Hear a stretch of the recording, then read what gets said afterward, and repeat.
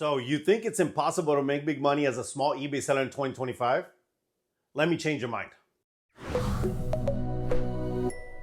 In this video, I'm gonna show you the 5 things you need to do to compete with the big boys and come out on top.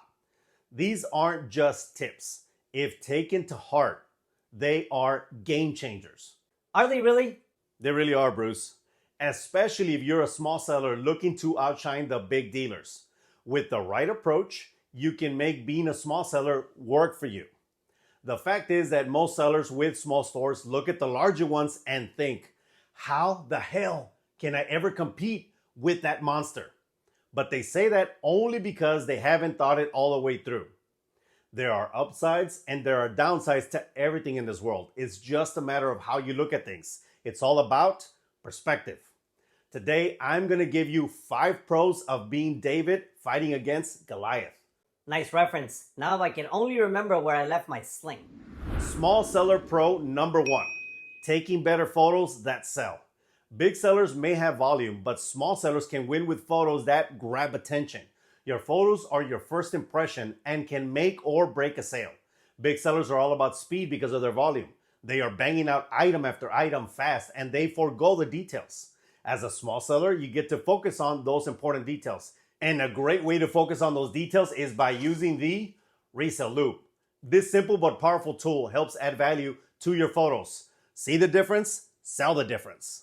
Get yours today by clicking the link below and hurry up because they are selling out fast. And do you know why they are selling out fast? Because Resolutions gives you real solutions.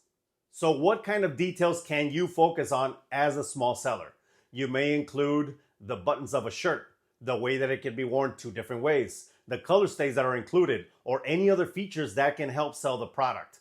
Big sellers don't really have time to do that. They have trained themselves to provide the least amount of info possible that will still bring in that sale. And here's a pro tip for you. You can add 1 lifestyle shot to help buyers visualize how the item might look in use, like a jacket draped over a chair, a lamp in a cozy room, or a father tossing a ball to his son. All these can work because they add context and color to your image.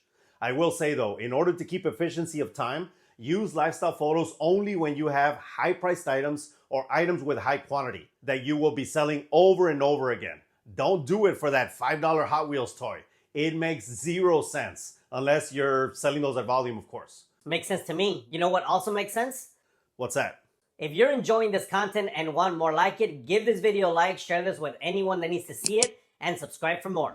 Small seller pro number 2, focusing on winning titles. Your title is like, say, a mini advertisement. Big sellers often use generic templates, but as a small seller, you can craft titles tailored to your niche and buyers. You can get into the nitty-gritty and ensure you get that perfect buyer. To do that, you will need a clear structure to follow. Check this out. This structure has been tried and tested to be effective over the last 4 years. Trust this guy. He knows what's up. Plus, he invents his own tools. Come on. Thanks for that, Bruce. But if you're done with the stroke-a-thon, I'd like to show them the title structure. Proceed, my good sir. Brand name, model, type, descriptives, and finally, any extras. If you follow this structure when building your titles, you will be setting yourself up for success. And as a true professional, let me show you what an excellent title looks like with an example from my own store. This item, mind you, sold within 5 days and at a price higher than most on the market. I'm gonna go slow here so it can really sink in. Brand name, Canon.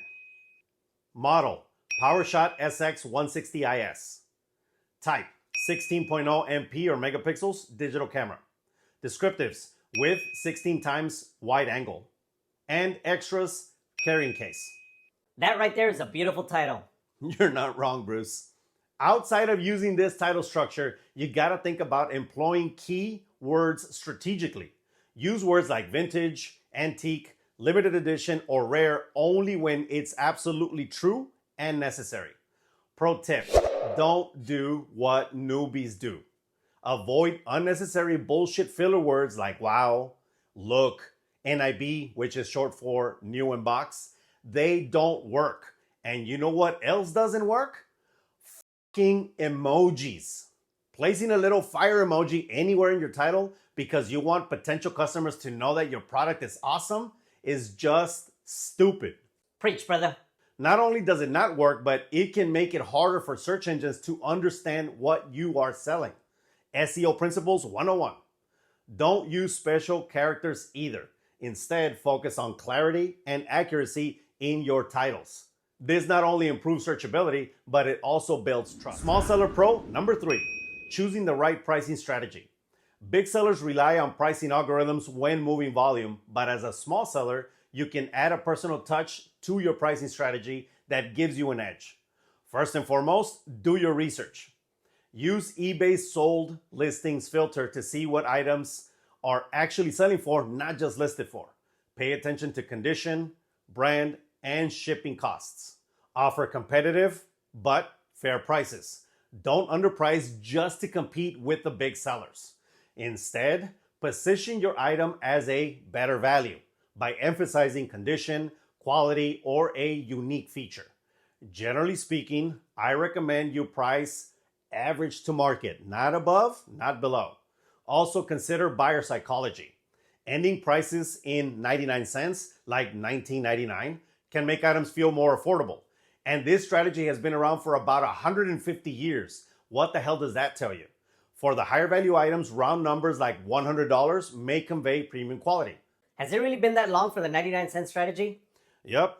Dates are debatable, but most notably, Macy's used this strategy in about 1875, so it works. We are definitely beings that are influenced by habit. Small Seller Pro number 4, using the video feature. I've said this many times before, but I don't see sellers using this feature as much as they should. Shooting a short video selling your product can make all the difference to the buyer. It conveys details differently than text does. It conveys effort and it conveys trust. It also elevates the product, which allows you to increase the sales price significantly. And customers love it because they don't see it very often. This is what can set you apart as a small seller. Do you do it, Damien? Shit, you know I do.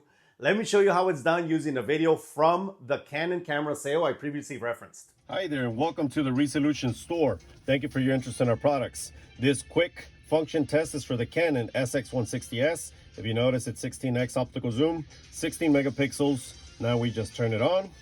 Give it a second to power up. There we go. I'm just gonna switch this off. We haven't said anything yet, but we are gonna zoom into that to make sure the zoom works. Here's the optical zoom. That right there is called a Reselloupe. We do sell it in the store if you want to point things out as a teacher, as a reseller, or anything else. If you go to the menu button right here, that's the menu, and it is in good working condition. Now we turn it off, put it right there. It does come with this Case Logic case that you can throw over your shoulder. Don't wait, buy it today. Pretty cool, huh? Simple, effective, and quick. I shot this in one take and it's only 45 seconds long.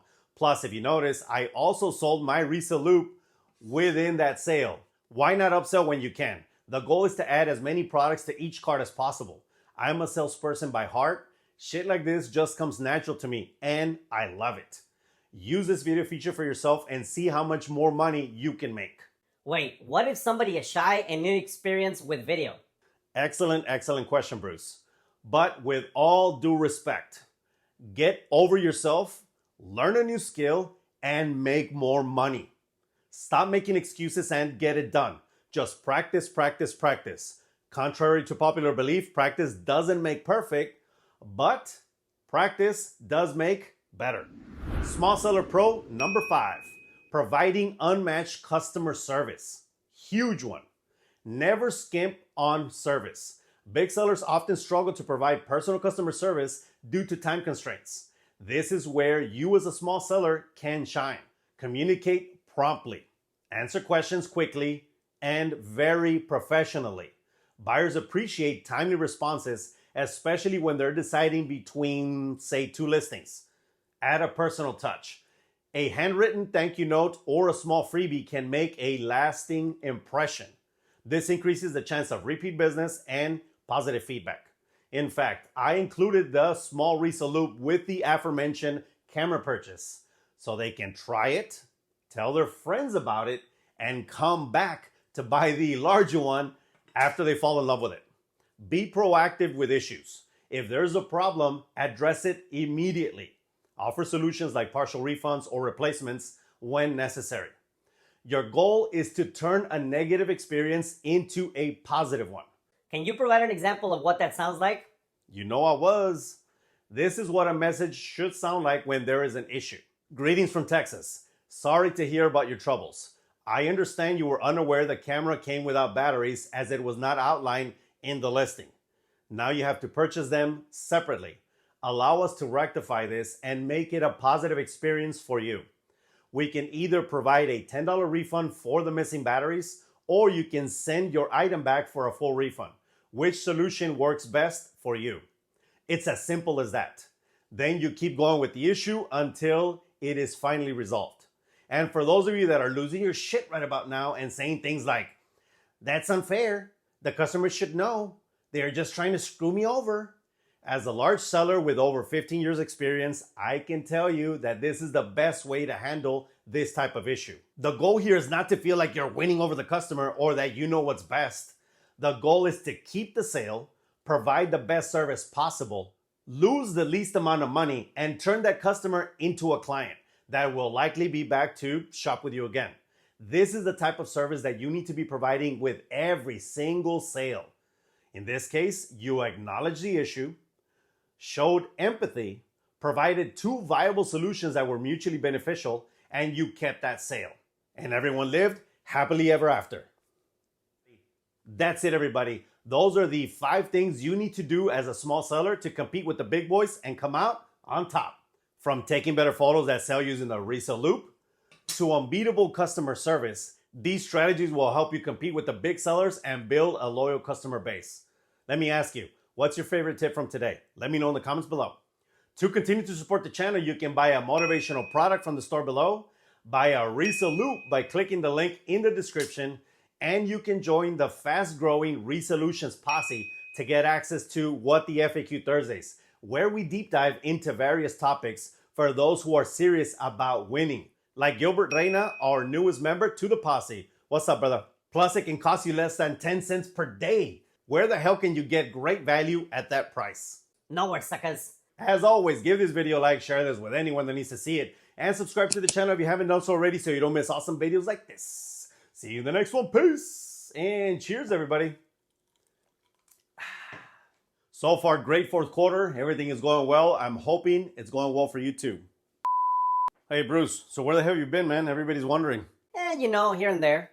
No, I don't know here and there. That's why I'm asking, where have you been?